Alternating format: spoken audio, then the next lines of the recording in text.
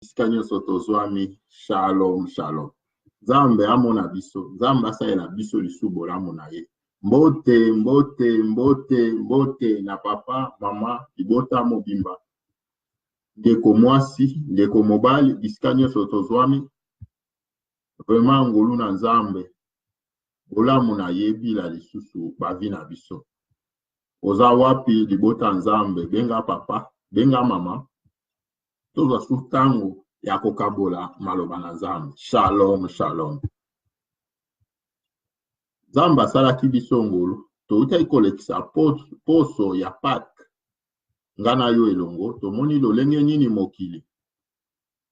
Bato nyonso bakotaki na fete ya Pâques, pe kelke mikolo ya ferie esalamaki na mokili mobimba. Biso na Afrika, awa na Europa, pe na bakwen nyonso ya mokili.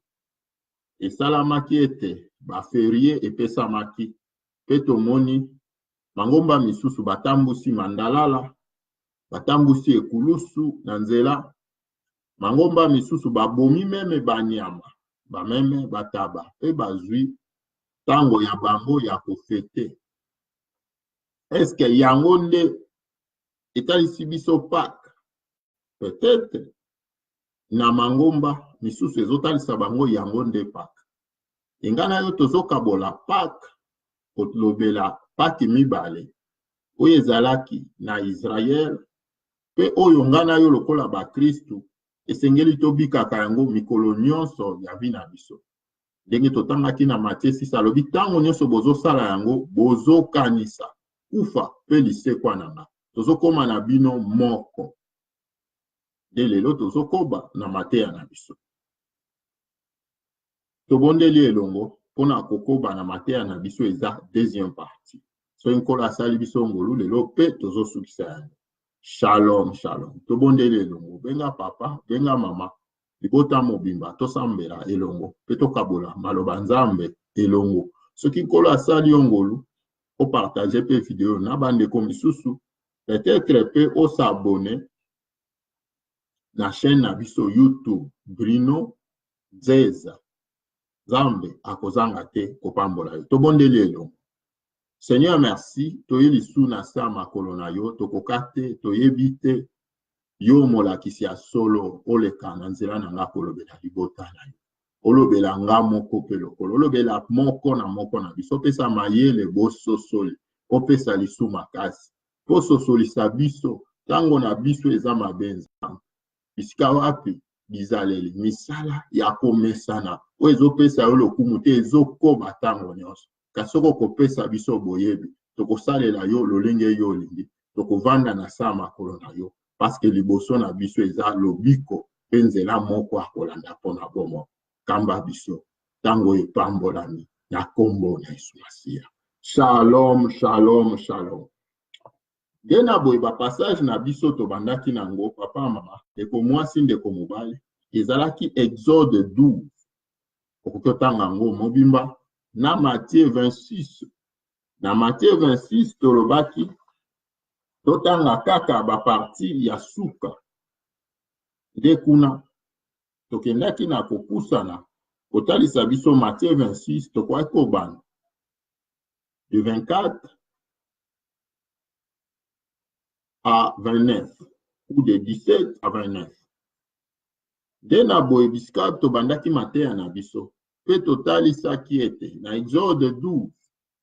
Nzambe apesi ndingisa ya Pâques ya yambo, pe sima ya kolia yango, apesi libota Israel ndingisa, bokosalaka yango bikeke na bana na bino, bokoyebisa bango mbula nyonso mbala moko babanda kosala yango.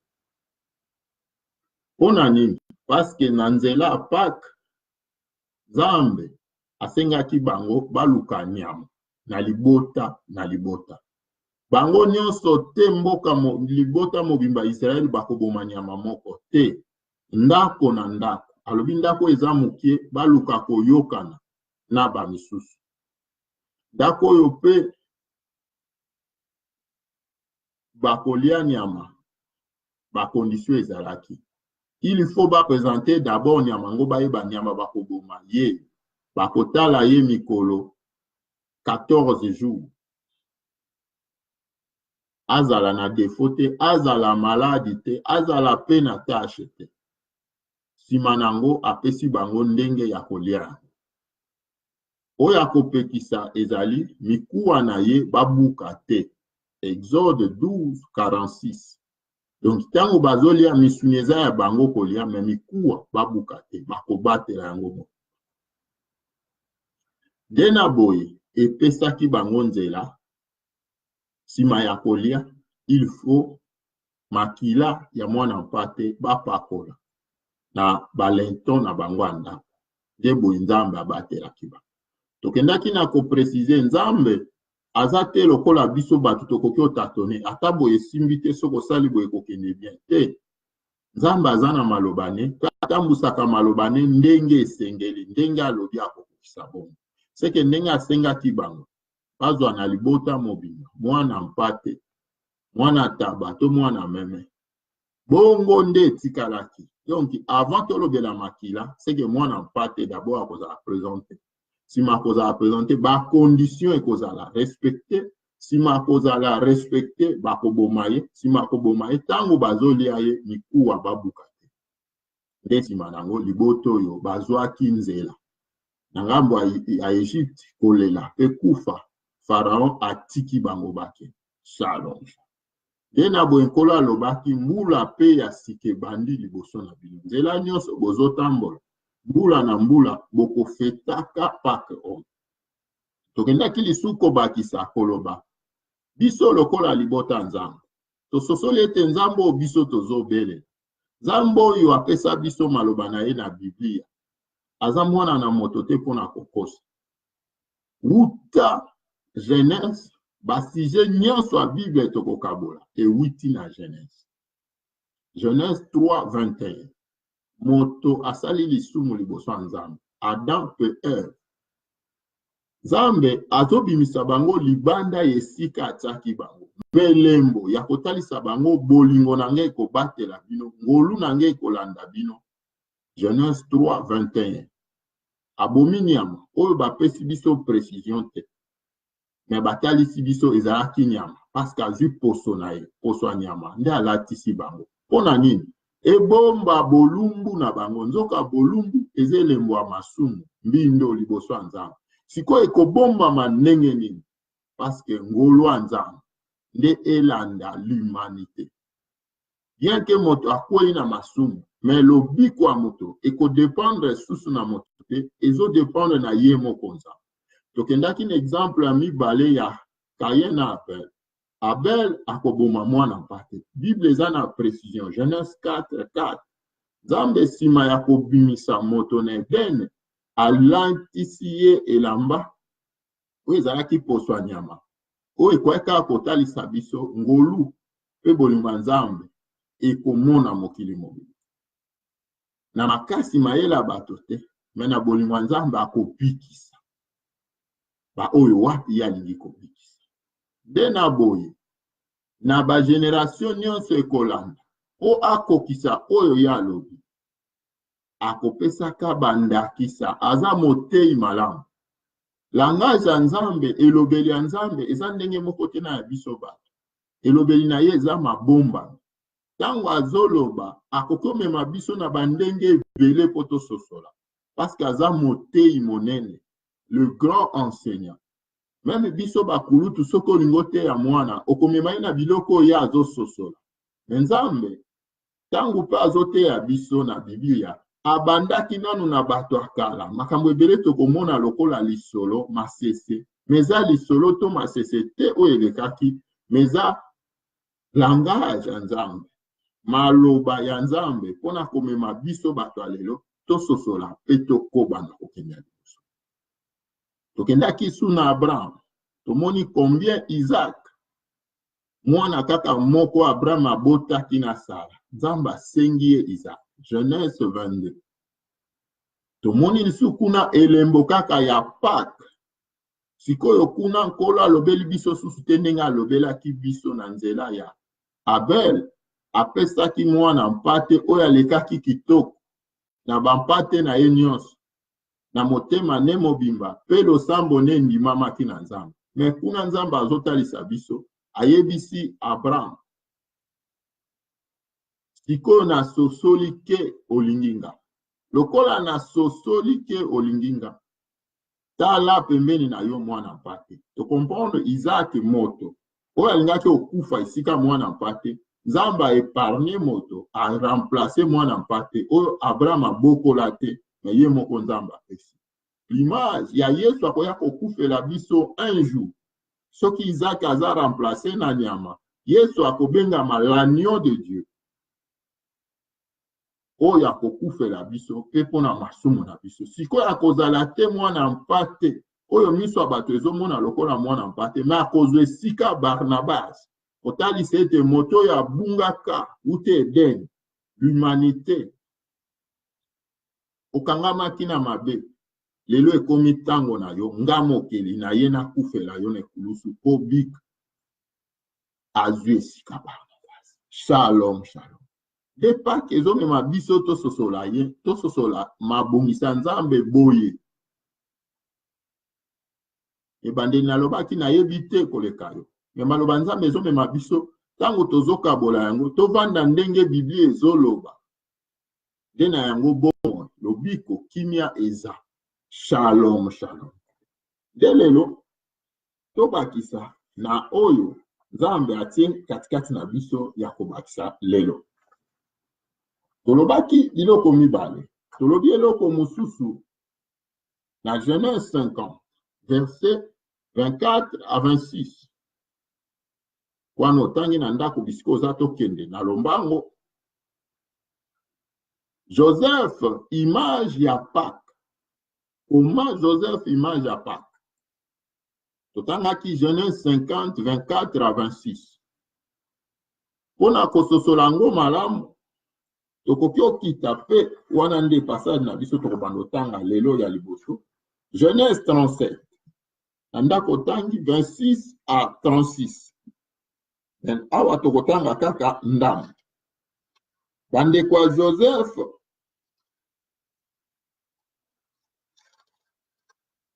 bakangi Joseph balingi baboma ye. De na bango Juda atelemi alobi toboma ndeko na biso te. Bayokani po bateka ye.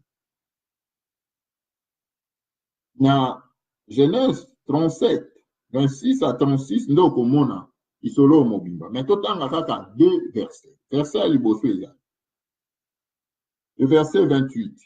Au passage des marchands, mais Madianites, ils tirèrent en fuite et firent remonter Joseph hors de la citerne et ils le vendirent pour 20 cycles d'argent aux Ismaélites qui l'amenèrent en Égypte.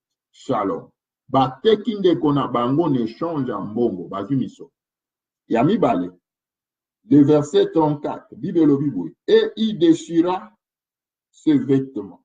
Il mit un sac sur ce rein et il porta longtemps le deuil de son fils. Pourquoi? Parce que bango, ce qui totangi yango, tokomona yango mobimba. Bazui mwana ya ntaba, babomi, bazui makila na eba pakoli elamba ya Joseph. Deux choses. Première des choses, bateki Joseph. Deuxième des choses, na makansi na bango, Joseph a commis mokufi. Pourquoi? Parce que bake kondimisa papa, Joseph azali sou na bomo ite. Même bango moko bakokanisa susu Joseph ata mokolo moko te na vi na bango. Ici kake, bayebi lisusu te suite na ye. Shalom. Dans Genèse 50, nde bisika totanga ki la fois passée. Nzamba permettre nzala asali Joseph oyo ye amemaki akende moto yambo en Égypte. Nde yazala le sauveur de sa famille. L'image du Christ, l'agneau de Dieu. À côté kama, nani à côté kaye? Juda. De yango totanga ki Matthieu 26, na verset 14. Si to bandi opusana, tokomona Juda tekiye. azwi pe miso Joseph batekaki yango tolobaki Joseph c'est l'image de la Pâque. Sima koteka ye bazwi elamba ne bapakoli makila sima koteka Yesu soda il faut atia ye likonga na mopanzi bisika mai pe makila ekobima lingomba oyo ezalaki invisible oyo ezalaki dans l'ombre ekomi visible nga na yo tozwi ngolu lelo totelema toloba de la part de l'Éternel. Shalom shalom. Lelo tobika abikisa biso akangola sikola biso asala na biso libota na ye biteni ya nzoto na shalom shalom. De kuna tolobaki Joseph c'est l'image de la Pâque.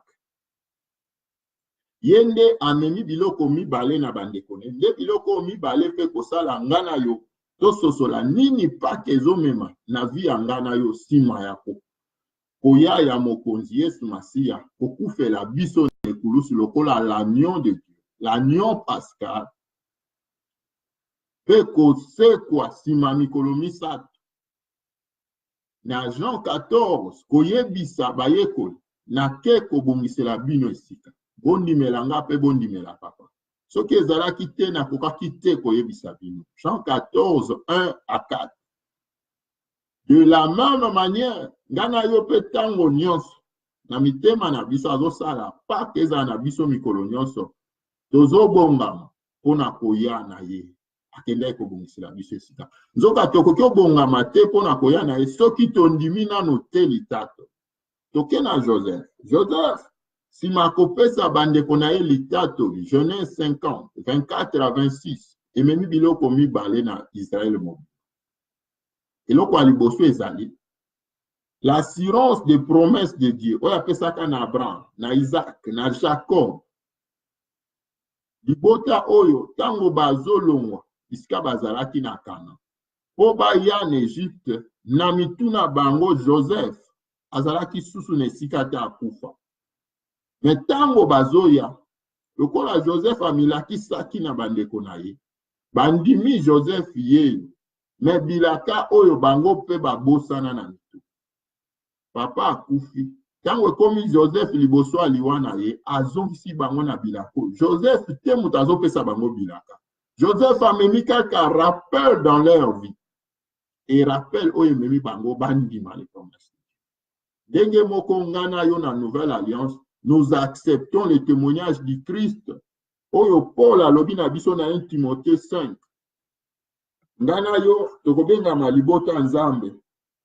soki katikati na biso tozondima na bosolo pe tozoyamba yango na esengo nyonso ete Yesu Masiya ayaki na mokili oyo ayaki okufela basumuki ngana yo tozalaki basumuki pe akufelaki biso ekulusu sima akufaki sima mikolo misato asekwi aza na bomoi arepete yango lisusu na 1 Corinthiens 15 le verset 3 et le verset 4. Ndekonanga eloko liboso l'assurance des promesses de Dieu.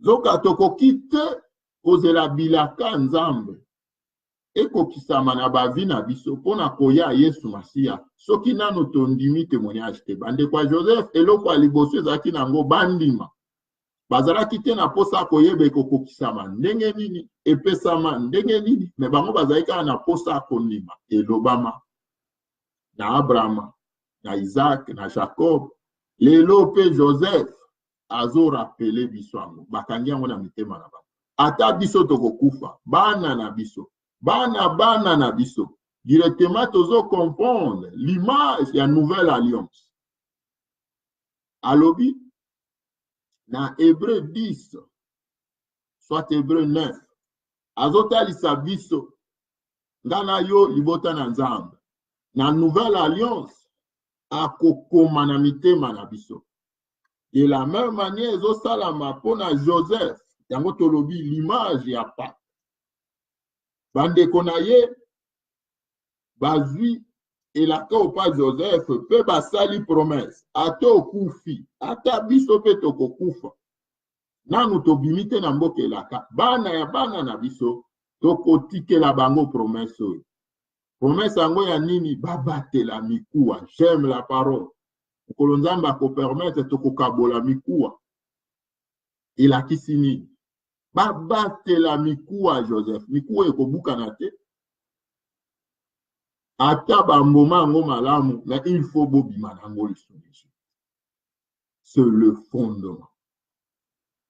Moboko isika wapi ngana yo esengeli tovanda wana tokokabola ngo mokolo mosusu. Biblia ezotalisa biso malamu. Na Hébreux 10, le verset 16 à 17. Voici l'alliance que je ferai avec eux.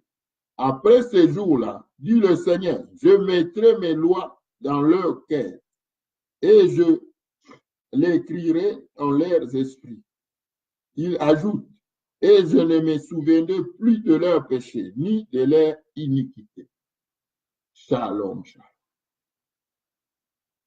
Lolenge moko tozo comprendre pas. Bazui d'abord le promesse. Basingi yango na mitema na bango. Ata biso tokokufa. Bana ya bana na biso. Elaka oyo motota koisa. Tola pindaye na Joseph. Owe yazo kufa. Bango batikani elaka. Eloko ya mibale, sima na bango kondimelaka, ememi engagement. Nous, elaka ememi nini na bavi na biso? Elaka ememi Jean 14, 1 à 4. Tondima oya bikisi biso aya na mokili oyo lokola mwana ya Joseph pe Marie, lokola Nzambe na mokili oyo abikisi biso, akangoli biso sima mikolo misato asekwi, amati epai na papa. Ye ndi alaki biso akozonga po ya kozwa biso, l'enlèvement. Shalom. Ya mibale ememi l'engagement. Bande kwa Joseph, promesse oyo ememi l'œuvre et engagement dans un chacun d'eux. Na bomo ya moko na moko. Soki ngala koyebisa bana nanga, libota nanga, ndeko mosusu pe lokola. Na bana nanga, mwana moko na moko, yepa koyebisa bana ya bana na ye. Donc, ezokende, ekomi l'engagement d'un chacun. Na vie chrétienne pe lolenge moko, sima ye kulusu. Paki otofetaka mikolo nyonso, tozo mitala, toza liboso ya liloba Nzambe. Se promesse, sima kondima litatoli, eloko ya motuya litatoli, kondima yeso ya solo, akoya kozwa biso. Nzoka po ya kozwa biso, l'engagement est nécessaire, koma tozo tambola mokolo na mokolo. Yango paki toliaka ngo mikolo nyonso, kolamuki oza na posa kosambela, Butuna moi ozali boso makambo ndenge na ndenge oyo il faut répondre selon la parole de Dieu. Et tango yanoli kolanda mana liloba Nzambe pa kezoko kusama na bavi na biso. Liloba Nzambe esenge na biso koyoka, ko méditer. Tozo kabola nzoto ya Yesu Masia. Azo koba lisusu na bavi na biso. Shalom, shalom. Makila na ye eza pona engagement. Ata kufa. Toyemba meme banzembo mbala mingi na kolanda yo tikino na suka ata na mpasi na kotika te parce que ba o nyonso balingi kovanda malamu na Nzambe bakonyokola bango na mokili oyo.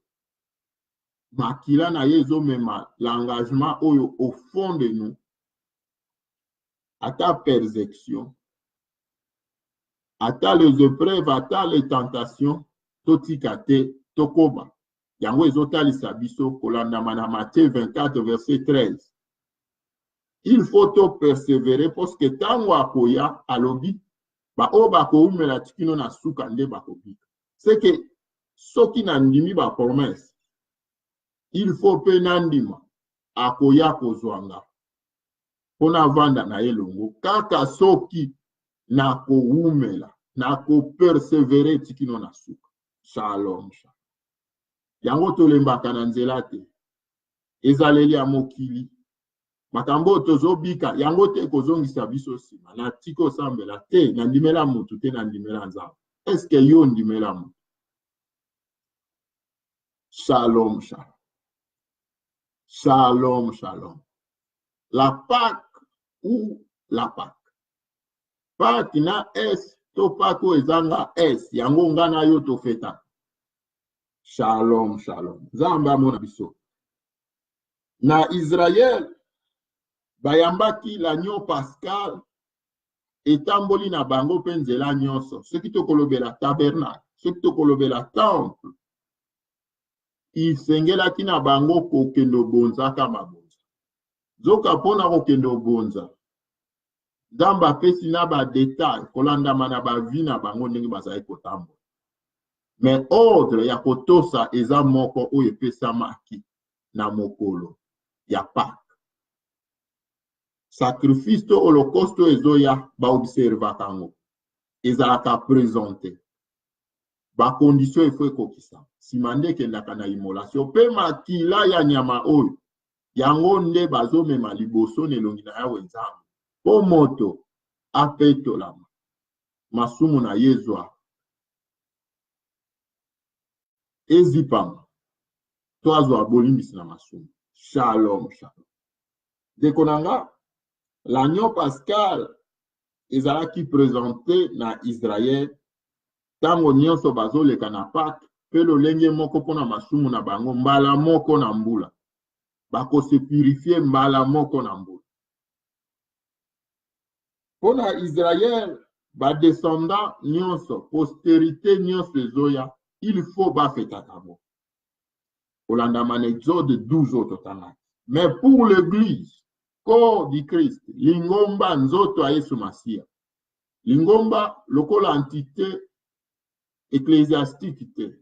Mais lingomba lokola nzoto a Yesu Masia. Ba oyo bandimi litatoli ya Yesu Masia. Aza mokonzi, aza nzambe, yaki na mokili oyo, abotamaki po abikisa biso. Yende mokanda ya Genèse 3:21 elobeli. Poswanyama oyo zingaki. Adam pe Ève, po babika ngulu pe bolamu nzambe. Na Israël, ake ko juge Égypte na banzambi na bango. Na nzela Yesu Masia tango ye moko, le vrai agneau de Dieu. Yango wana même na 1 Corinthiens 5:7, baisi biso Jésus-Christ notre Pâque. Bate este na suka. Pona kotali sete libonzo Israël ezalaki koboti. Po babima na boumu eza Yesu Masia. Libonzo Israël ezalaki kobonza. Po bazwa bolimbisa masumu eza Yesu Masia. Amen. Dekonanga, tokoya ko comprendre nous l'église. Toyambi Yesu Masia lokola le vrai agneau pascal. Lokola le vrai agneau de Dieu. Tango akufeli biso ne kulusu. Eza immolation na ye. Yango Bible ezotalisa biso. Biso libota na Nzambe. Sima ye kulusu a Yesu Masia. Tobengami libota na Nzambe. Tobengami libota na Nzambe. Parce que tozondimela motu te, tozondimela Yesu Masia. Zoka na Jean 1, 11 à 13, bazotalisa biso. Tango akufeli biso, biso tozondimele, azosala na biso bana na Nzambe. Tango asali biso kozala bana na Nzambe, azomema biso. Lokola libota na ye, tososolete. L'agneau, par rapport à notre engagement, oyo ya akufela biso, abikisi biso, tondimi liloba na ye, tondimi bilakani akoya kozwa biso, mais notre engagement, etindami oyo epesameli biso ya kotingama ye, ya kokangama na ye, ezomema biso, mokolo na mokolo, totelemaka, lokola bato bamemi fende kulusa solo, bakobwaka yango na nzela te tikino suka. Na yango, tozomona mai pe makila, ebimaki na mopanzi na ye, ponga na yo tozwaka makasi ya mikolo nyonso, lokola biteni ya nzoto na ye, lingomba solo ya Yesu Masia. Dekonanga l'église, oyo ezosangisa ba oyo bandimela Yesu ya solo na mitima na bango, na bomoi na bango, bato pena babongola mitema. Les ensembles, bisika nyonso bazosangana, po bavanda ya solo dans cet engagement. Zoka na engagement oyo esalaka na biso tokoma baumbu ya justice. Shalom, shalom. Zambe amona biso. Dans cet engagement comme ma biso to garder peut-être ba ko pratiquer liloba nzambe. Dans cet engagement comme ma biso to bénéficier tango nyonso. Bolamu ya ekulusu balongi alobi tout est accompli. Mabongisa nzambe kokisami nyonso. Lenga linga. Lenga bongisa tout eloko moko te longo. To biki mobimba. Komi yaye. Oto tambola na ye tikino suka. Shalom, shalom. Ndeko nanga toko comprendre Pâques elingi pe kolakisa. Okangolama pe konyokwa ma Yesu Masiya po ngana yo tobika. Condamnation nyonso ezalaki likolo na biso aye kokweyisa nyonso. Parce que nzela mosusu moto akokaki kozonga na maboko ya Nzambe ezali te. Yango Nzambe na Eden alatisaki moto poso ya nyama. Sima moto kolata poso ya nyama. Parce que bolingo ya Nzambe pe ngolo ya Nzambe ekolanda moto. Bible etalisi biso na Romains 5 na nzela Adamu lisumu ekoti na moto nyonso azobotama na nzela ya mwasi pe mobali. Me na nzela Yesu Masiya ngana yo tozwi ngolu lobiko pomo tobengami libota Nzambe. Jean 3:16 bolingo ya Nzambe monisami na bavi na biso azongisi biso na maboko na ye. Yango na nzela ekulusu ba bénéfice tozwi accès libre. Ephésiens 2 Nzambe apambolo bisikoza. Yango tango tozomona Pâques liboso na biso toza te lokola bato ya ba religion. Tokomisa yango feti monene biso to bandolanda. Tokoluka pe kolia lokola bato ya ba religion bazolia mokolo ya Pâques ezaka na bango mokolo spécial baza na biloko mobimba te eza motuya te mpona biso. Pâques na biso eza mokolo nyonso. Soki bango bilie eza motuya mpona bango po basosolaki nzoto ya Yesu te. Biso toyebi nzoto ya Yesu eza nde liloba le pain de vie. Mikolo nyonso toza obligé ya kolia lilobo esengeli na biso protokole. Shalom, shalom. Ndeko na nga tokososola lisusu ete biso toza libota Nzambe. Tango tozo comprendre première des choses sima Yesu kokufela biso na ekulusu, ce sont les promesses de Dieu o esengeli biso tondima. Jean 14, 1-4. Akoya kozwa biso. Dena boye tozo sosola. Soki d'abord tondimi nano litatoli te ke akufelaki biso. Pe asekwaki sima mikolo misato. Kondimela biso litatoli oyo tozo kufa elongo na ye. Pe tozo sekwa elongo na ye. Nzoto ya masumu ya botu. Isika tozalaki suna makasi te ya kosala ezalaki malamu. Ezo kufa. Nzoto ya sika ezobima kati na biso. Pe litatoli oyo bilaka oyo ezotikala solo na bomoi na biso. Nde yango ekopesa biso makasi. Tango tozomona mangomba. Libota na Nzambe. Basali ya Nzambe bazobongisa. Makambo ya Pâques. Eza pona korapele biso. Le désengagement. Pardon, les deux conditions. Oezo mema to likia na promesse azo ya kozwa biso. Moto te akobikisa yo kaka Yesu Masiya. Yende oyo ya ndimito ya mbaliloba. Azo ya po azwa biso. Poto ndima ba promesse oyo il faut nalo litatoli. Bongo na solezo sika kati na biso kondima lilobo. Ayati na mokili kaka ye moto te ba don te ba grâce te. Oya kwa kotianga pana ngana yo koko bikisa biso, mais c'est lui-même Christ.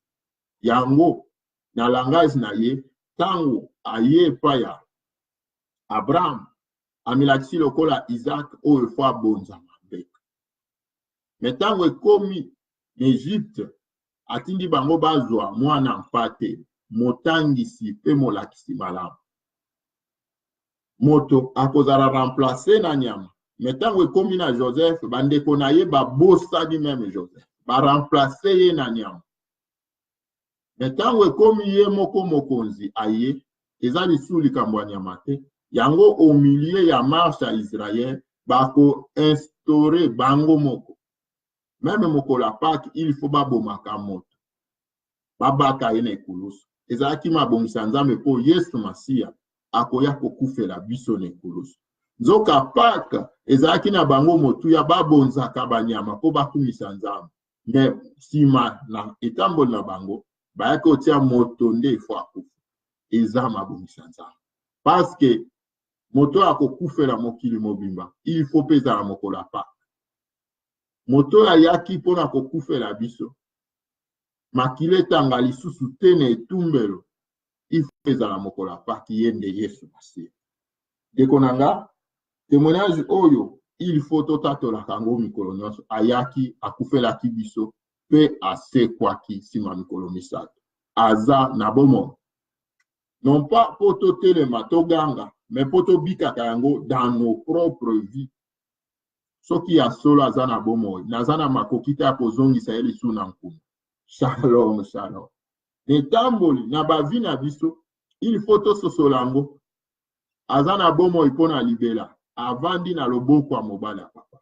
Soki l'engagement oyo ekomoningana na bavi na biso, tozozongisa ye lisusu na ekulusu. Shalom, shalom. Nzambe amona biso, Nzambe atambusa biso, nde na boye tozokende na conclusion na biso. Tobakisi comprendre bandeko ya Joseph babosanaki Joseph. Les promesses de Dieu même na bavi na bango babosanaki. Israël aussi de la même manière. Yesu aye katikati na bango, yango na Jean 1. Alobi, je suis venu, mais le sien ba oyanga baboyaki kondimanga. Baboyaki nga na mitema na ba. Lolenge moko pe na tango wana. Denge moko pe lelo, Israël ekofetaka Pâques mbula nyonso, poske basosola Yesu Masiya te. Ngana yo eza na biso te mbula nyonso. Tokomisa yango eloko ya motuya mingi, soki ezwi esika te na bavi na biso mpona mikolo nyonso. Shalom. Tango ezosala biso, basala Nzambe bazosangisa bato. Po tosepela elongo na mokolo yango, eza te esengo po eza fête, mais esengo parce que notre marche continue. Rappel ya misala ekulusu pe nguya lisekwa na bavi na biso mokolo na mokolo. Lobiko, bomoi, esengo, bambuma molimo, kozwa esika na bavi na biso. Shalom, shalom. Dekolanga nde tozosukisa na bapassage na biso mibale. Hébreux 9, le verset 22 à 28, na Hébreux 10, 19 à 22. Nzambe apambola yo bisikoza. Nzambe amona biso asalela biso su bolamu na ye.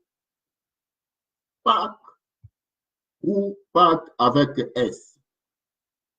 Ngana yo lokola libota Nzambe. Tozelaka te tomesana lokola mokili mobimba. Lokola bato nyonso bafetaka Pâques, yango pe biso tokendaki kofete Pâques te.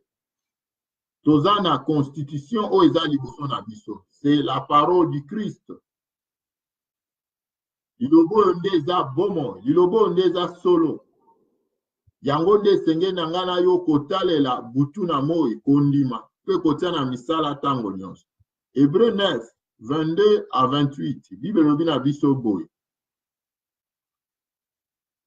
Hébreux 9, 22 à 28.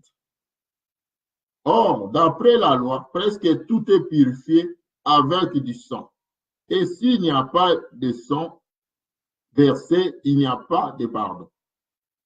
S'il était nécessaire de purifier de cette manière ce qui n'était que image des réalités célestes, il fallait que les réalités célestes elles-mêmes soient purifiées par des sacrifices meilleurs encore que ceux-là. En effet, Christ n'est pas entré dans le monde, n'est pas entré dans un sanctuaire fait par la main de l'homme, dans une simple copie du véritable, mais il est entré dans le ciel, même afin de se présenter maintenant pour nous devant Dieu. Et ce n'est pas pour s'offrir lui-même plusieurs fois qu'il est entré, comme le grand prêtre qui entre chaque année dans le sanctuaire pour offrir un autre sang que le sien. Si tel avait été le cas, il y aura dû souffrir plusieurs fois depuis la création du monde. Mais maintenant, à la fin des temps, il s'est révélé une seule fois pour abolir le péché par son sacrifice. Il est réservé aux êtres humains de mourir une seule fois, après quoi vient le jugement. 28. De même, Christ s'est offert une seule fois pour obtenir le péché de beaucoup d'hommes, puis il apparaîtra une seconde fois sans rapport avec le péché à ceux qui l'entendent pour leur salut.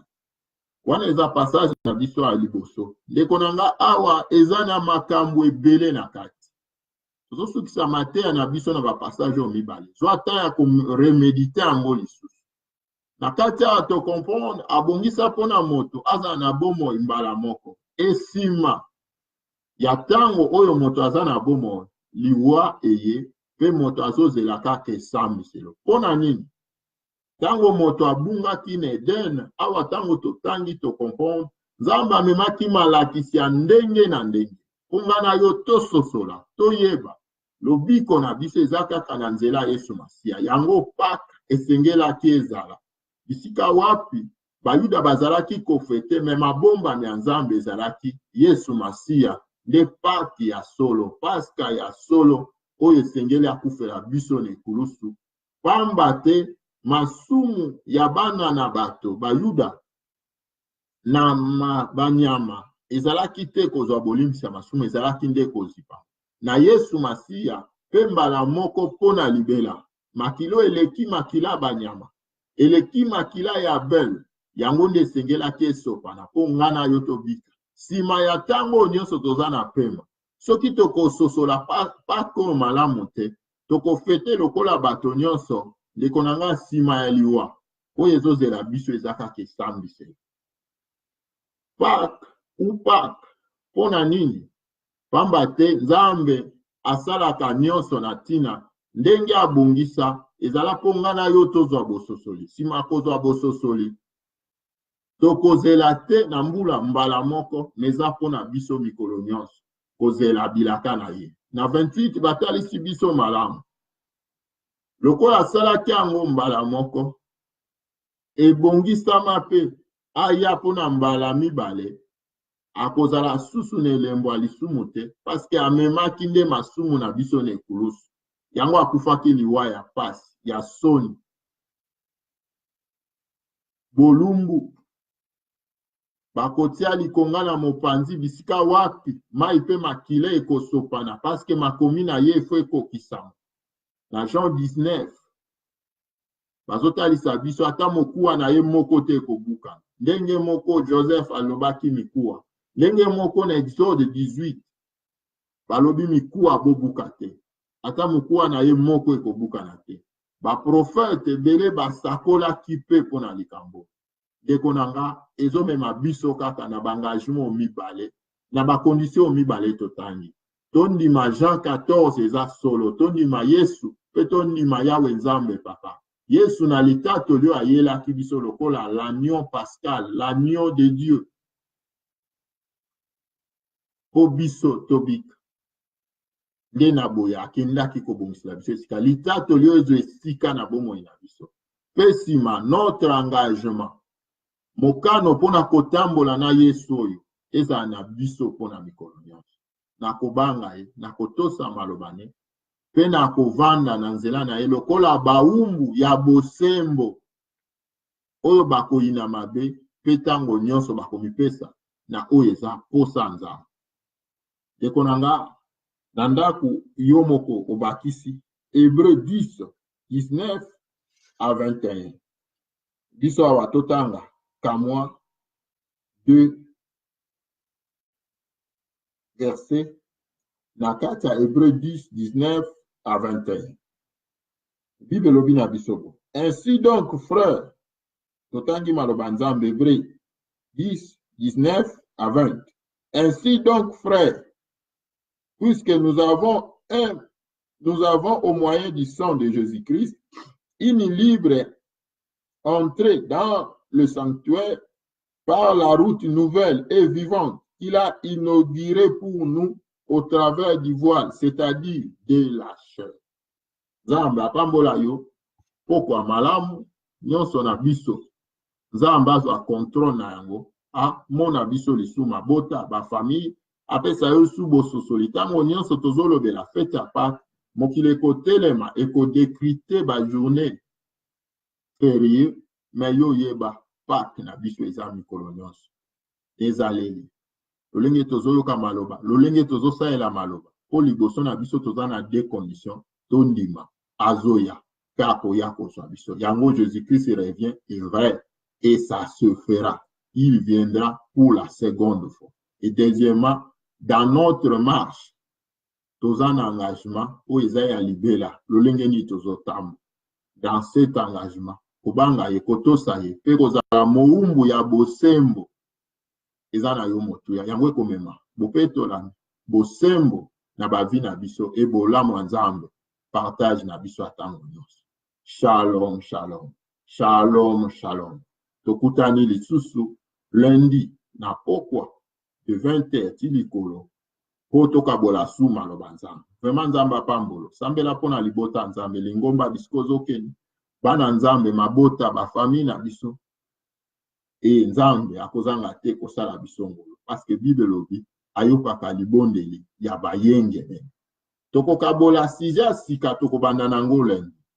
Pona nini tango na biso Kolo akokisi yango na tango ya Noé, pe tango ya Sodome pe Gomorrhe. Dans français balobi, pourquoi notre temps est comparable au temps de Sodome et Gomorrhe et au temps de Noé? Pourquoi notre temps est comparable à ces deux temps durs de toute l'humanité? Shalom, shalom. Yango nde tokobanda nango lundi. Ola mwanzambe za partage na biso. Kobosa na te mbulo tango tozo bandango. Kola salaki biso ngolu toka bolanga na yo elongo. Oyo kwa kolanda biso na ba video. Okukipe kotala ba video même lobi même sima lobi. Obeti na YouTube Bruno Espace Nzeza. Obeti otala journée évangélique il y a le 31 décembre. De konanga tokendaki kolobela thème na biso to bandaki na ngombula. Bien, devant nous, nous avons l'année de la grâce. Une année de la grâce ou de grâce retient tes responsabilités. De konanga mate anyos tozo kabola. Tozana thème na biso moneno ezobomba biso koto kabolaka eteni neteni. Oui, nkolo abikisa eza malamu. Mais ceux qui te ici nos responsabilités. Tenge to tanga Pâques. Oui, tokoko fete Pâques lokola bato nyonso. Mais bolamu nango eza nini? Lifuta na biso eza nini? Mais ceux qui te fete lokola Bible ezolinga. Bolamu nzambe, lipambole nzambe. Eza partage na biso. Ata molimo moko ekozanga te kobika. Et sengwa nzambe. Ekozala total. Pona bavi na biso. Vraiment shalom. Tokutani lundi. Na pokwa. Pona kobanda. Teme na biso asika. Pona nini tango na biso. Kolo akokanisi yango. Na batango apasi minene o eleka na mokili. Tango Lot. Sodome et Gomorrhe. Pe tango ya Noé. Shalom, shalom. Golu na nzambe partage na biso. Pona tango nyonso. Pe protection na etobika. Kolala kolamuka. Banzela na biso nyonso. Baibazanga kikimia bolamu nzambe kotambola na biso. Shalom, shalom.